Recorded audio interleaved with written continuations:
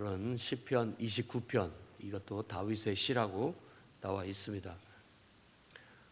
전체적으로 왕이신 하나님의 위엄과 권능을 노래하고 있습니다. 그래서 권능 있는 자들아 영광과 능력을 여호와께 돌리고 돌릴지어다라고 말함으로써 이 권능 있는 자들이 세상의 통치자들이라고 한다 할지라도 세상의 모든 통치자들도 다 만왕의 왕 중의 왕, 바로 하나님께 영광을 돌려야 된다라고 그렇게 얘기합니다. 그만큼 하나님은 온 우주의 왕이시고 또 온 모든 역사의 주관자이시고 그분이 통치하시고 다스리신다라고 말하고 있습니다.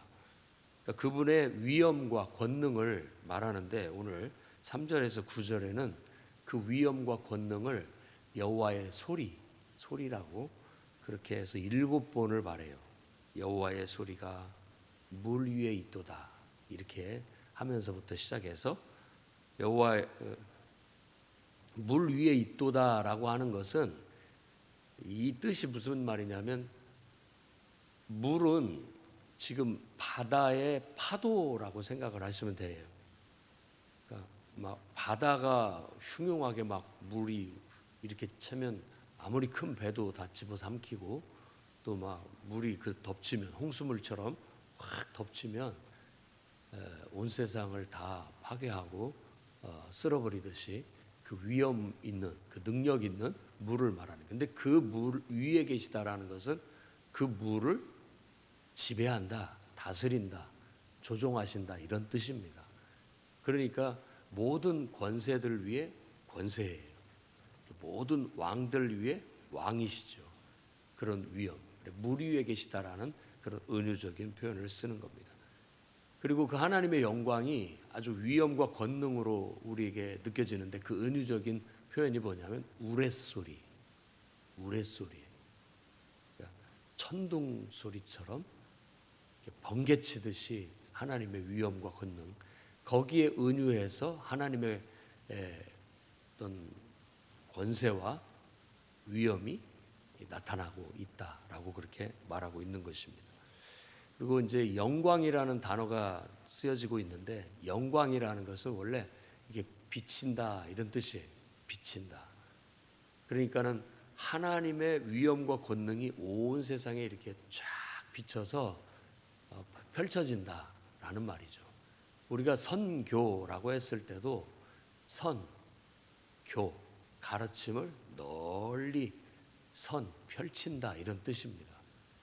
하나님의 이름이 영광을 얻으신다라는 말은 하나님의 이름이 온 세상에 영향을 비춰서 그 능력과 그 영향력이 나타난다 이런 뜻이죠. 그래서 세상의 모든 통치자들 또 권세 있는 자들도 하나님의 임재 앞에 그분 앞에 경배하고 그분을 예배하고 그분의 뜻을 다 영향을 받아서 통치를 나타내고 살아야 된다라고 말하고 있는 겁니다. 그래서 그 이름에 합당한 영광을 돌려야 할 뿐만 아니라 깨끗한 옷, 거룩한 옷을 입고 하나님 앞에 가서 예배해야 된다. 예배라는 건 하나님을 최고로 높여드리고 그분께 예의를 갖춰서 절을 한다는 뜻이에요. 그분을 최고로 가장 귀하고 존귀한 분으로 바라보고 그분께 내 마음으로 경배를 드리는 겁니다. 그게 예배예요. 그러니까 예배 드리는 자세가 바로 그와 같은 것이죠. 왜? 그분은 만왕의 왕이시고 온 우주의 창조자이시고 통치자이시고 구원자이시기 때문에 마땅히 그분이 이 예배를 받기에 합당하신 분이라고 말할 수 있는 것이죠.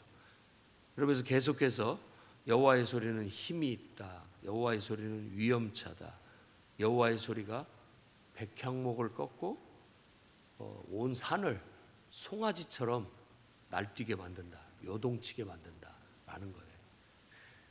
여호와의 소리가 화염을 가르고 여호와의 소리가 광야를 진동시키고 여호와의 소리가 짐승들을 낙태케 하고 살림을 말갛게 벗겨버린다라고 그렇게 얘기하는 거예요.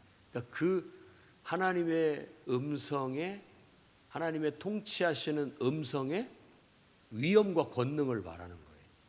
그분의 음성 앞에 모든 것들이, 그러니까 산천초목이 다 떤다, 이런 의미로 7번에 걸쳐서 은유적인 표현을 쓰고 있습니다.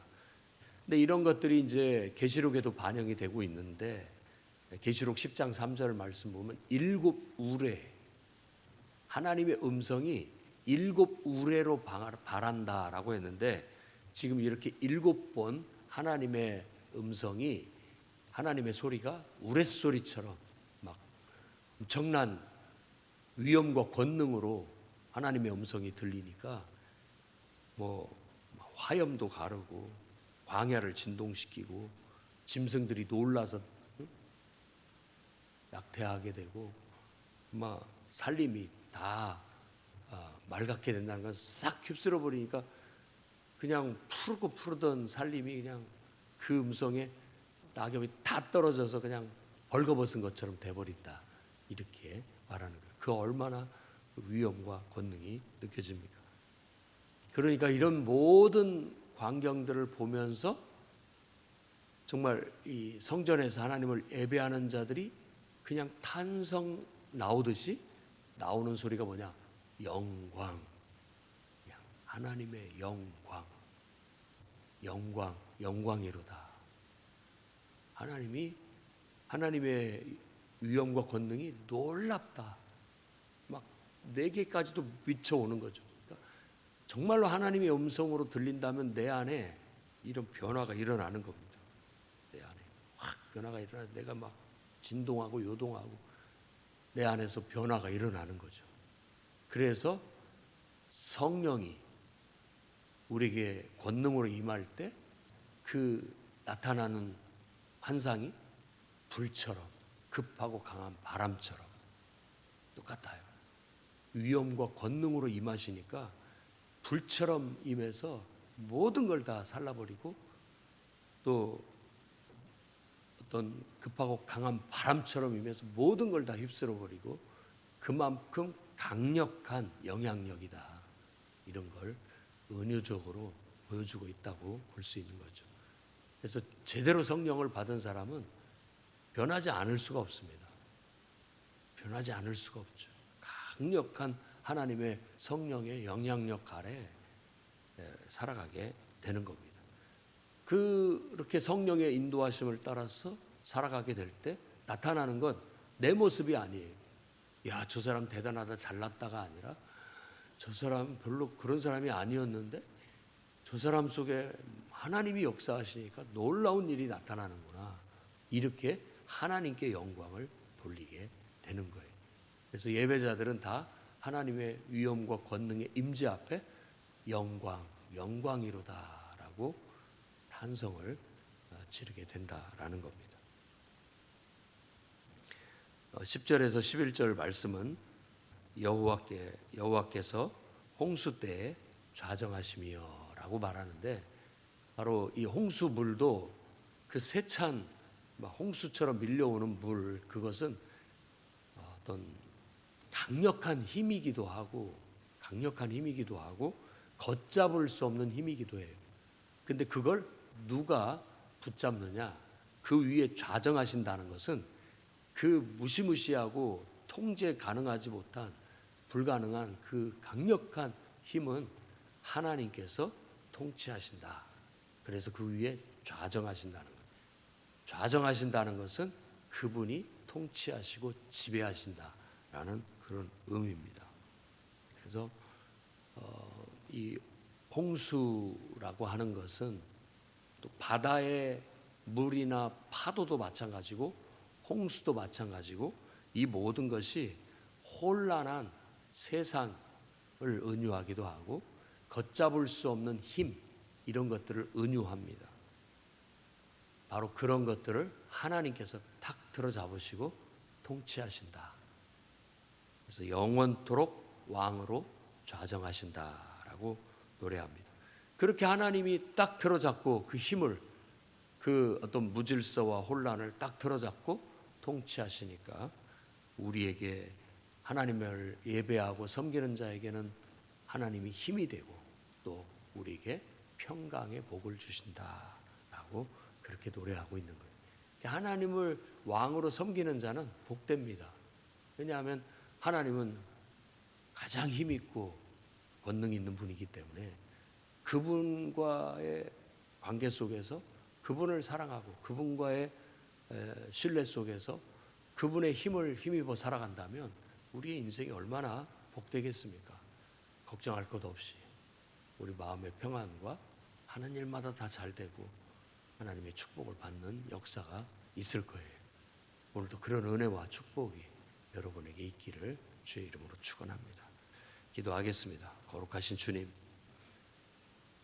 만물의 창조자이시며 만물의 통치자이시고 만물의 구원자 되시는 만왕의 왕, 우주의 왕, 온 우주의 주인 되신 하나님께 영광과 찬양을 드립니다. 그 하나님께서 우리를 너무나 사랑하셔서 인간으로 이 땅에 오시고 우리 죄를 위하여 십자가에 죽으시고 장사한 지 사흘 만에 부활하사 우리에게 대한 하나님의 사랑을 나타내시고 우리에게 모든 걸 내어주셨으니 영광입니다. 주여, 오늘도 우리 마음속에 오셔서 우리 가운데 좌정하시고 친히 다스려 주셔서 우리의 삶에 힘이 있고 우리의 삶에 평강이 복이 흐르게 해 주시옵소서. 예수님 이름으로 기도